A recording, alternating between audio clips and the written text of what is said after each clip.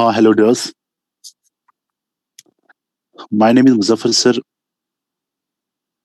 और आपका जो ई मैकेनिक्स सब्जेक्ट है that is the engineering mechanics, ये आपको मिस्टर दिलावर सर पढ़ाते थे। तो अब उसको इन 10-20 डेज में कुछ काम है जिसके लिए वो आपकी क्लासेस नहीं ले पाएंगे। सो दैट टिल 1 नवंबर जो भी आपकी क्लासेस आएंगे अकॉर्डिंग टू टाइम टेबल, वो मैं ही आपको अटेंड करूंगा, ठीक।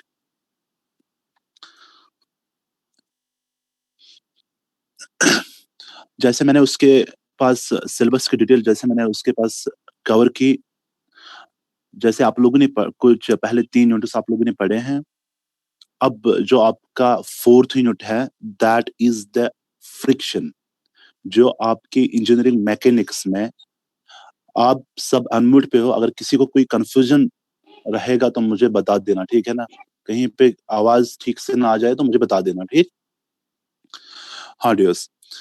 तो आज जो हम यूनिट उठाएंगे that is the friction, that is unit number 4 according to your syllabus. पढ़ा है जैसे कि इंजीनियरिंग मैकेनिक्स में हम पढ़ते हैं, लोड्स पढ़ते हैं, डिफरेंट स्ट्रक्चरल मेंबर्स पढ़ते हैं, ठीक है ना।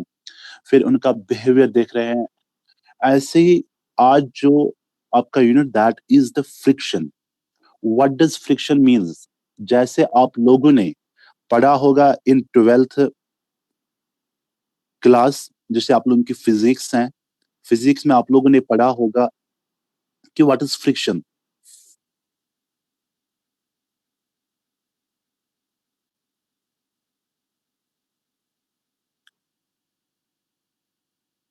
हाँ, ये रिकॉर्डर किसका बज रहा है?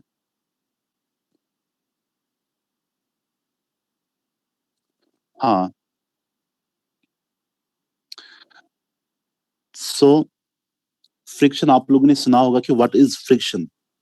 अगर हम फ्रिक्शन देखेंगे, this friction is a force, it's a force between the two surfaces that are sliding or trying to slide, ठीक है ना।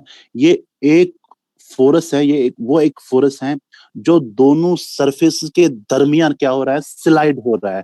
जहां की तरफ, जहां एक ऑब्जेक्ट अगर हम लेंगे, जहां हम उसको एक्सटर्नल फोर्स देंगे, जहां हम उसकी मूवमेंट करना चाहेंगे, उसके अपोजिट में और एक फोर्स डेवलप होता है जिसको हम कहते हैं फ्रिक्शनल फोर्स, ठीक है ना। That is the friction is the force between the two surfaces that are sliding और try to slide across each other, across to each other, ठीक है ना। फॉर एग्जाम्पल मैं आपको एक एग्जाम्पल दूंगा of this friction. When you try to push a book, when you try to push a book along the floor, friction makes difficult to move, ठीक है ना। That friction always works in the direction opposite to the direction in which the object is moving. So आपने ये समझा होगा कि जिस direction में ऑब्जेक्ट क्या होगा, मूव होगा, उसके अपोजिट में एक फोर्स होता है, उसके अपोजिट के डायरेक्शन में एक फोर्स होता है, दैट इज द फ्रिक्शन, ठीक है ना। That is known as the friction. As like here, जैसे आप यहां पे देख रहे हो बेटा, अगर हम यहां पे देखेंगे दिस फ्रिक्शन, यहां पे हम एक बॉडी की बात करेंगे, ठीक है ना। जब तक हम एक बॉडी और एक ऑब्जेक्ट को हम एक्सटर्नल फोर्स नहीं अप्लाई करेंगे, तब तक वो बॉडी, तब तक वो ऑब्जेक्ट क्या मूव नहीं होगा, ठीक है ना। जब तक हम एक्सटर्नल फोर्स उस पर अप्लाई नहीं करेंगे, no body is perfectly plane और smooth, that means they always have some roughness, irregularities. जब वो ना स्मूथ होगा ना प्लेन होगा, दैट दैट मीन्स कि जो वो सरफेस होगी वो क्या होगी, या उसमें इरेगुलरिटीज होगी या उसमें रफनेस होगी, ठीक है ना। Now if a body, if a body, yes, if a body with irregularities is placed on another body, ठीक है ना। अगर हम दो बॉडी लेंगे, अगर हम दो बॉडी लेंगे जिसकी सरफेस जो होगी वो इरेगुलरिटी शेप में होगी, ठीक है ना। जब वो बॉडी जब वो दोनों बॉडीज क्या होंगे, इरेगुलरिटी शेप्स में होंगे, ठीक है ना, देन उसमें क्या होंगे, उसमें अनइवननेस होंगे, कहीं उसमें मतलब जैसे क्रेस्ट हम कहेंगे, ठीक है ना, जैसे हम वो दो सरफेसेस आपस में इन कंटैक्ट में हम में लाएंगे, वैसे क्या होगा, जब उनकी सरफेस इरेगुलरिटी होगी, तब वो क्या हो जाएंगे, वो एक दूसरे में इंटरलॉक हो जाएंगे, ठीक है ना, एक दूसरे में इंटरलॉक हो जाएंगे। उससे क्या होगा, वो उसकी मूवमेंट, जो उन दो ऑब्जेक्ट्स की स्लाइडिंग, जो उन दो ऑब्जेक्ट्स की मूवमेंट होगी, वो उनको अलाउ नहीं करेंगी। वो कब अलाउ नहीं करेगी, जब ये दो सरफेसेस, जब ये दो ऑब्जेक्ट्स क्या होंगे, ये इरेगुलरिटी शेप में होंगे। ऐसे यहाँ पे देखो, now if a body with irregularities is placed on another body with irregularity, interlocking takes place. That means if the body are undisturbed, they will not move or tend to move. जैसे मैंने अभी आपको कहा, ये इसकी movement को allow नहीं करेगी, कौन, जो इसकी इरेगुलरिटी शेप, जो इन बॉडीज के दरमियान, जो इन दोनों बॉडीज में क्या है, इरेगुलरिटी शेप है, ठीक। इफ सम एक्सटर्नल फोर्स, जो हम एक्सटर्नल फोर्स अप्लाई करेंगे, उस फोर्स को हम रियल फोर्स कहते हैं, क्योंकि हम उसको क्या, यहां से फोर्स दे रहे हैं, ठीक है ना, उसको हम रियल फोर्स कहते हैं। Is applied on a body, the interlocking initially will opposite this external force. वो क्या करेगी, वो उसको अपोज करेगी। जो हम एक ऑब्जेक्ट को क्या करेंगे, जो इरेगुलरिटी शेप में होगी, जो हम उसको यहां से एक्सटर्नल फोर्स अप्लाई करेंगे, वहां से क्या होगा, वो उस मोशन को, वो उस मूवमेंट को क्या करेगा, रेजिस्ट करेगा, ठीक है ना, वो उसको अलो नहीं करेगा, due to this irregularity, due this interlocking, ठीक। यस, इनिशियली विल अपोजिट, पहले पहले वो क्या करेगा, वो इस एक्सटर्नल फोर्स को अपोज करेगा, and the body will settle be in rest. जब एक बॉडी में रेस्ट नहीं हो, रेस्ट, जब एक बॉडी रेस्ट पे होगा, जब उसको मतलब मूवमेंट एलो, जब वो मूवमेंट एलो नहीं कर पाएगा, जब वो एक ही पोजीशन पे क्या होगा, रेस्ट करेगा, उसको हम कहते हैं स्टैटिक, इसको हम कहते हैं इन स्टैटिक मोशन। क्योंकि वो स्टैटिक क्या होता है, कि स्टैटिक होता है जो रेस्ट पे होगा। अगर वो ऑब्जेक्ट, अगर जो हम उसको यहाँ से एक्सटर्नल फोर्स दे रहे हैं, अगर वहां पे वो अलो उसको करता, वो मूवमेंट उसको अलो करता, हम जो यहाँ पे एक्सटर्नल फोर्स यहाँ से दे रहे हैं, वो उसकी मूवमेंट को अलो करता, फिर हम कहेंगे तब वो किस स्टेज में है, तब वो काइनेमेटिक स्टेज में है। जब वो बॉडी मूवमेंट नहीं करेगा, जब उसके लिए मूवमेंट मतलब वो परमिट नहीं होगा, ठीक है ना, जब वो एक ही प्लेस पे क्या होगा, रेस्ट करता होगा, तो हम कहेंगे वो जो ऑब्जेक्ट है वो ऑन द स्टैटिक मोशन पे है बेटा, ठीक है ना। This interlocking force which oppose the external force is called the force of friction. अगर बेटा अब आपको कहेगा कोई कि what is this frictional force, you will say that this interlocking force which opposes the external force, that is known as the force of friction बेटा, ठीक है ना। यस बेटा, अब यहाँ पे आप देखिए, अगर मैं आपको इसकी डायग्राम दिखा दूंगा यहाँ पे, तो आप देखिए, for example this is surface, ठीक है ना, यहाँ पे हम कोई ऑब्जेक्ट रख रहे हैं, ठीक है ना, उसको हम इस डायरेक्शन में क्या दे रहे हैं, फोर्स दे रहे हैं, पुशिंग फोर्स हम इसको यहां से दे रहे हैं, इस डायरेक्शन में हम उसको पुशिंग फोर्स दे रहे हैं, ठीक है ना।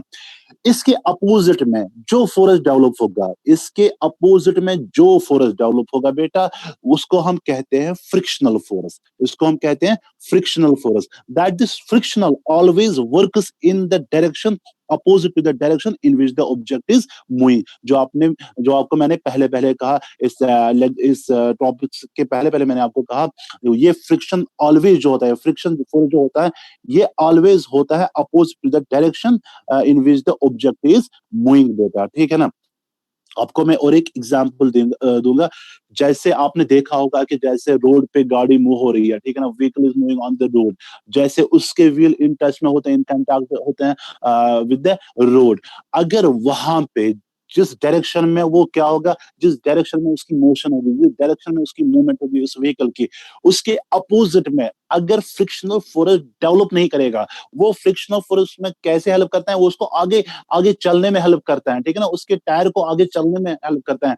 अगर वहां पे क्या होगा, अगर वो ओनली मोशन में होंगे, ठीक है ना, वो व्हीकल ओनली, अगर उसको यहाँ से फ्रिक्शनल फोर्स डेवलप नहीं होगा, तो फिर क्या होगा, वो फॉरवर्ड मूव ऑन नहीं कर सकते हैं, वो वहीं पे क्या कर सकते हैं, स्लिप हो सकता है, वो व्हीकल वहीं पे स्लिप मींस कि जो उसकी व्हीकल है वो सिर्फ ओनली रोल ऑन हो जाएगी at a place, at the same place, ठीक है ना। ये फ्रिक्शनल फोर्स उसको हेल्प कर रहा है आगे बढ़ने में, ठीक है ना। This is another example of this frictional force बेटा। हियर बेटा, यहां पे मैंने दो केस लिए हैं, this is the first case and this is second case. यहां पे मैं एक ऑब्जेक्ट ले रहा हूं, ठीक है ना, ऑन द सरफेस, जिसको मैं एक्सटर्नल फोर्स अप्लाई नहीं कर रहा हूं। जब मैं उसको एक्सटर्नल फोर्स अप्लाई नहीं कर रहा हूं, then there will be no resistance, there will be no friction. जब मैं उसको स्टैटिक पोजीशन पे रख रहा हूं, ठीक है ना, जब मैं उसको यहां से कोई एक्सटर्नल फोर्स अप्लाई नहीं कर रहा हूं, that means there will be no resistance, there will be no resistance and there will be no this frictional force at all, ठीक है ना। This is the first case. अगर हम इस सेकंड केस की बात करेंगे, यहां पे देखिए आप, this in this second case, यहां पे हम एक ऑब्जेक्ट प्लेस कर रहे हैं ऑन द सरफेस। वेट बेटा, जस्ट वेट।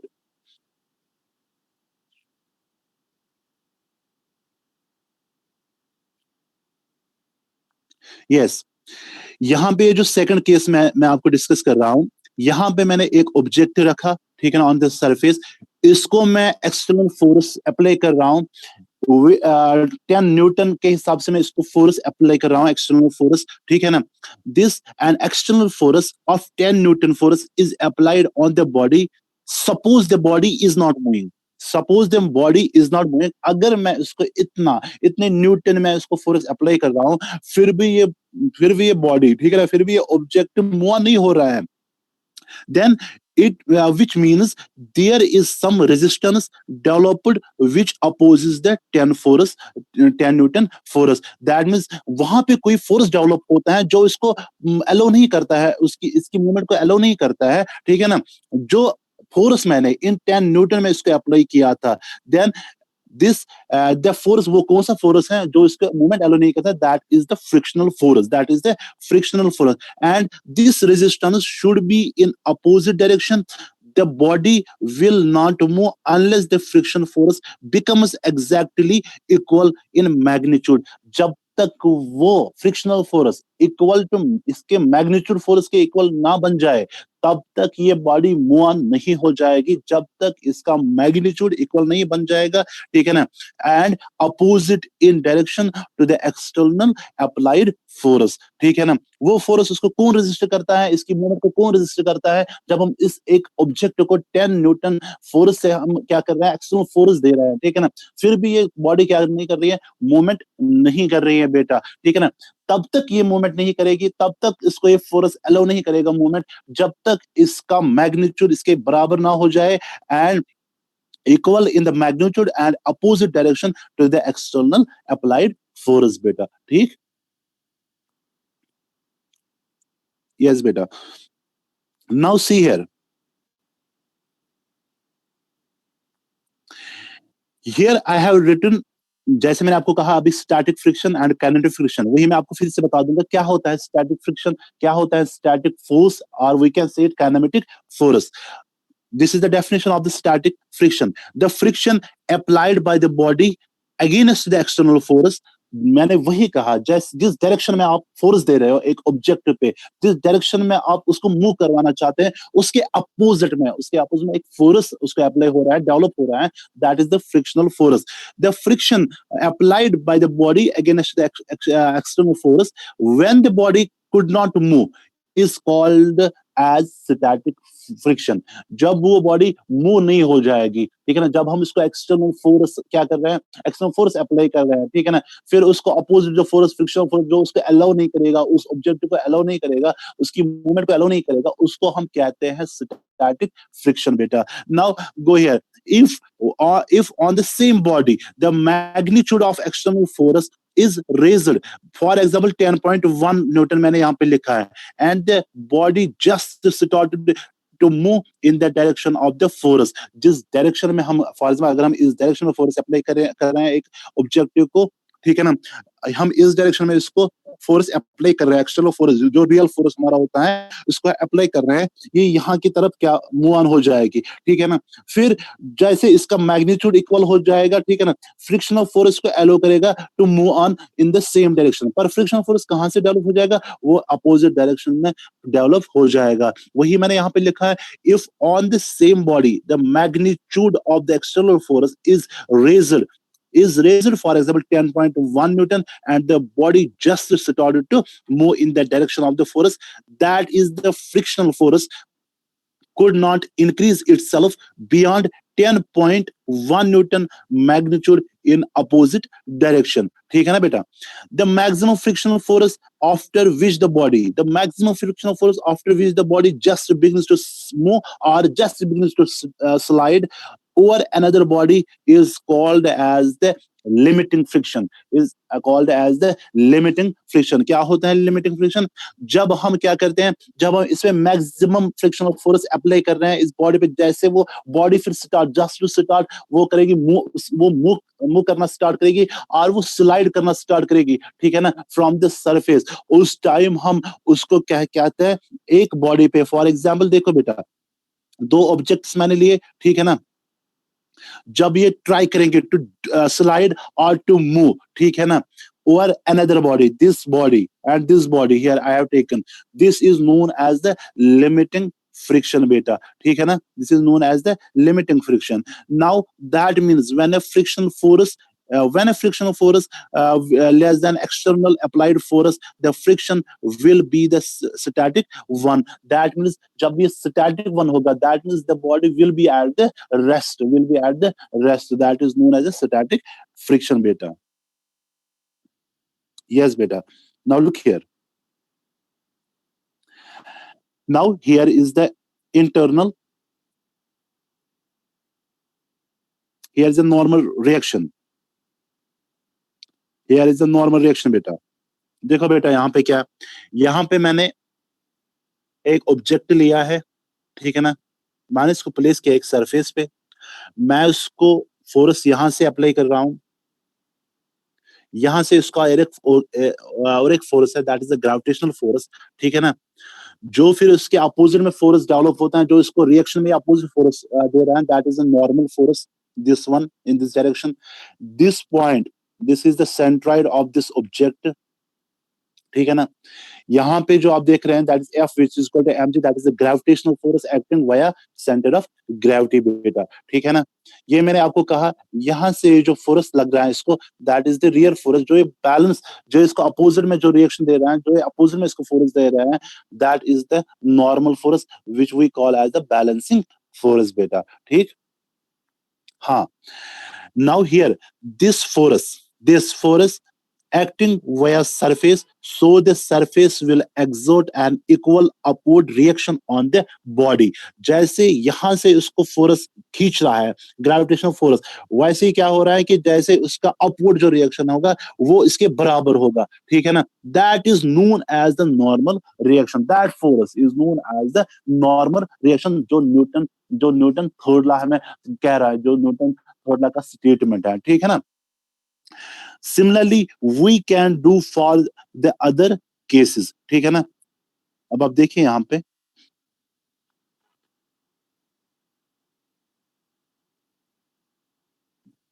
हाँ बेटा, अब आप यहां पे देखिए,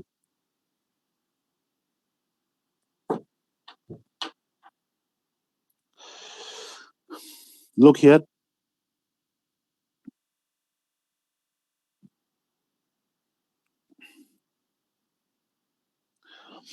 बेटा देखो यहाँ पे एक ट्रायंगल है, ठीक है ना, वेज मैं इसको कहूंगा, क्या कहूंगा, वेज क्या होता है, wedge is a triangular shape tool, ठीक है ना।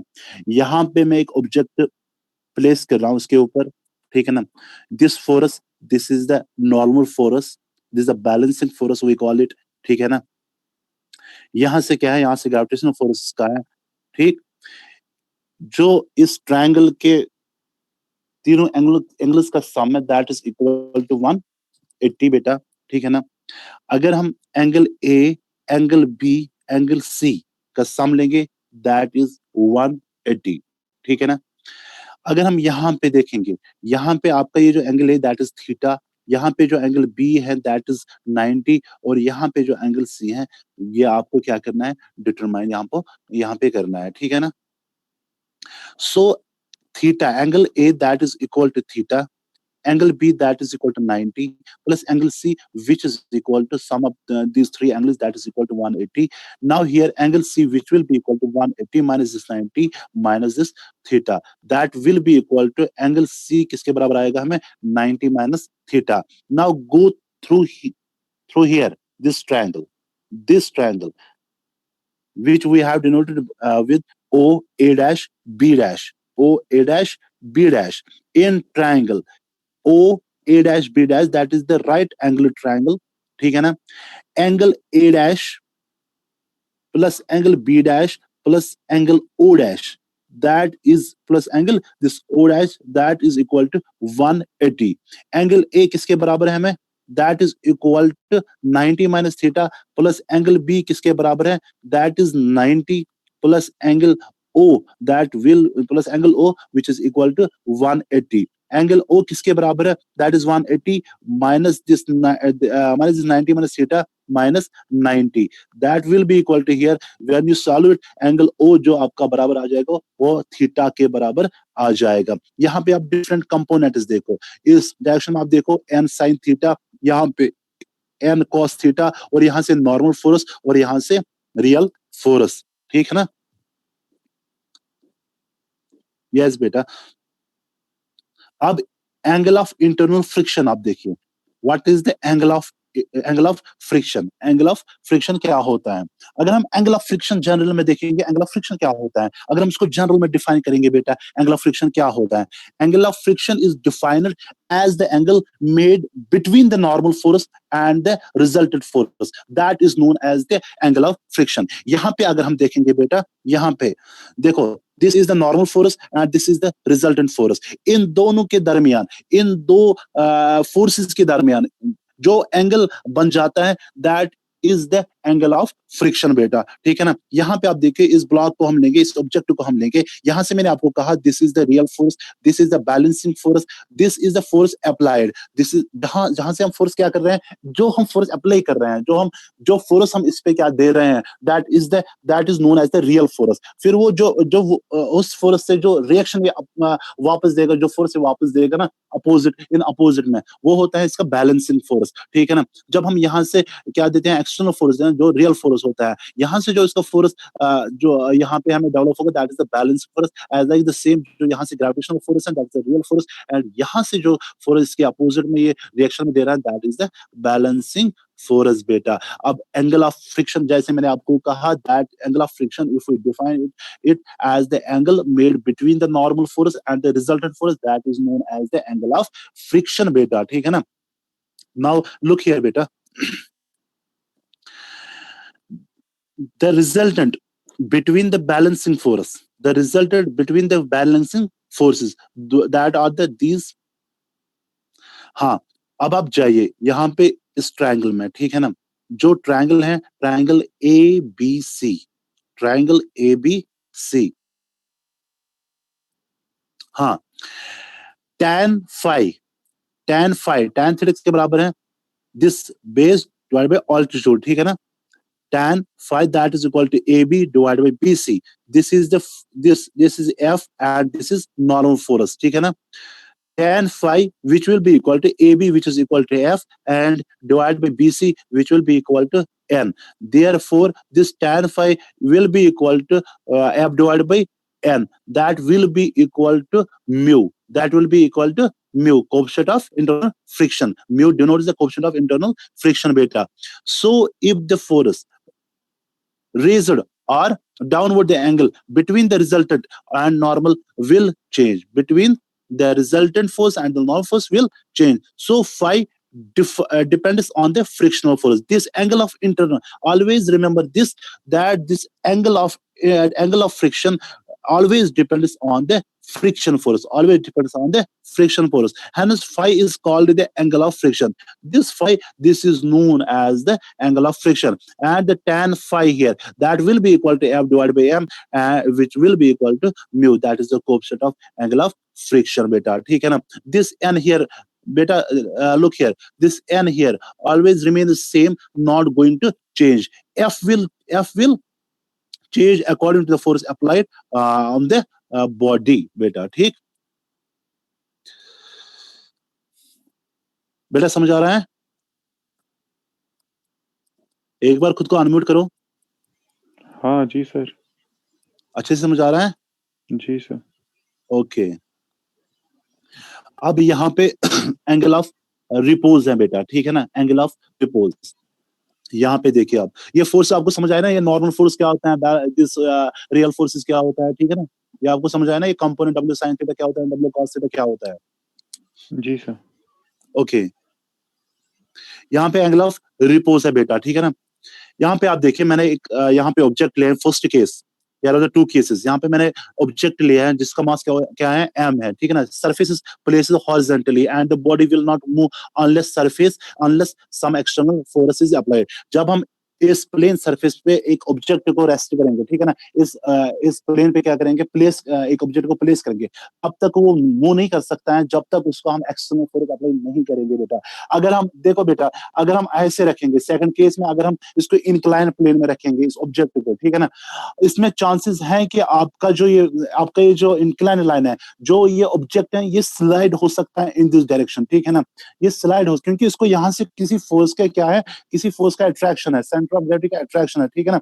यहाँ पे प्लेन है, इसीलिए उसको मूव नहीं कर रहा है. यहाँ पे ये जो स्लाइड, ये जब ये हम ऑब्जेक्ट इस पे प्लेस कर रहे हैं, ये कोशिश कर रहा है. अगर इसमें मैंने आपको कहा कि अगर ये स्मूथ ना होगा, अगर ये प्लेन ना होगा, अगर इसमें इर्रेगुलरिटी होगी, तब ये मूव नहीं कर सकता है, क्योंकि ड्यू टू इंटरलॉकिंग ये उसको अलो नहीं करता है मूवमेंट. तब ये किस पोजीशन में रहता है, स्टैटिक पोजीशन में रहता है, ठीक है ना?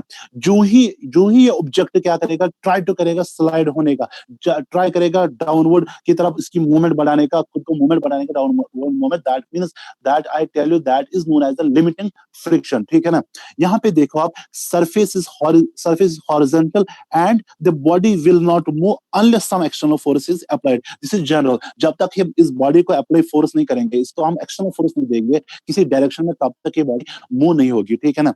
यहाँ पे आप देखिए, जो ये mg sin थीटा 1 है, यहाँ से जो mg sin the horizontal direction, ठीक है ना? This a force, this mg theta 1 tries to bring the body downward. जो मैंने आपको कहा, जो फोर्स उसको ट्राई कर रहा है, जो फोर्स को कोशिश कर रहा है to come to this object towards the downwards, that force is known as a frictional force. जो फोर्स उसको डाउनवर्ड की तरफ लेना चाहता है, that force is the frictional force. This mg cos theta, this mg cos theta presses the surface, so the surface will react back and normal force is generated. जब यहाँ से फोर्स हम क्या कर रहे हैं, जब हम यहाँ से उसको, जैसे यहाँ से इसको स्ट्रेस लग रहा है, ठीक है ना?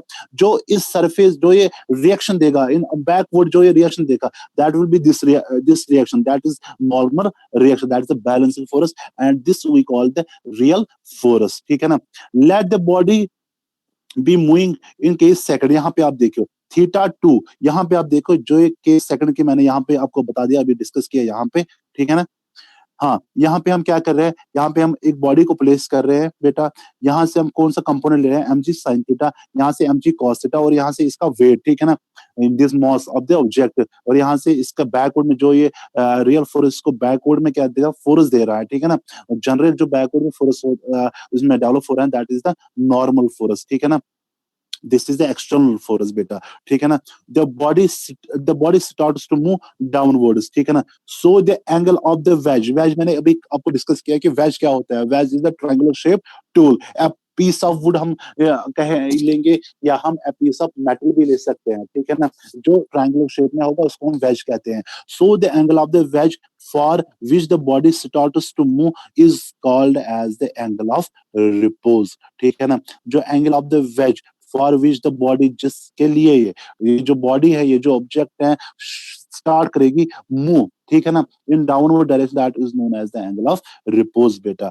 F which is equal to mg sin theta, F divided by n which is equal to mg sin theta divided by mg cos theta, but F divided by n which is equal to mu beta, ठीक है ना, n here will be equal to mg cos theta beta, F divided by n, F is mg sin theta divided by mg cos, that will be tan theta beta, sin theta divided by cos theta, that is a tan theta, mu which will be equal to tan theta, जैसे मैंने आपको कहा वहां पे कि mu जो denote करता है, that is the coefficient of the friction बेटा, that is the coefficient of the friction. Laws of friction पे हम जाएंगे अब अब हम बेटा लॉज ऑफ फ्रिक्शन पे जाएंगे। Here I have shown you some laws of frictions. First, that is the friction. That is the friction depends on the material. मैंने आपको कहा कि एक तो मटेरियल पे डिपेंड कर रहा है, जिस टाइप का जो ऑब्जेक्ट है किस मटेरियल का बना होगा, किसमें ज्यादा फ्रिक्शन हो सकते हैं, किसमें कम फ्रिक्शन हो सकते हैं, ये डिपेंड हो सकता है कि मटेरियल कैसा हो, ठीक है ना। एंड देयर रफनेस, क्या इसका जो इसकी उस ऑब्जेक्ट की सरफेस वो प्लेन होगी और वो क्या होगी, इरेगुलरिटी में होगी, अनइवननेस उस बॉडी में होगा, वो डिपेंड करता है, ठीक है ना। फ्रिक्शन उस पर भी डिपेंड करता है। Friction depends on the normal reaction. जो ये फ्रिक्शन है ये किस पे डिपेंड कर रहा है, ये नॉर्मल रिएक्शन पे डिपेंड कर रहा है, ठीक है ना। Not an area of the surface, ये एरिया ऑफ सरफेस पे डिपेंड नहीं कर रहा है, ये friction on the normal reaction पे डिपेंड कर रहा है। The weight of the object and force which we apply to the object is required to move the body, more friction is developed, ठीक है ना। That is this F which will be equal to mu multiplied by n. This mu I have already discussed with you. What is this mu? This is the coefficient of the friction. This equation is the static friction.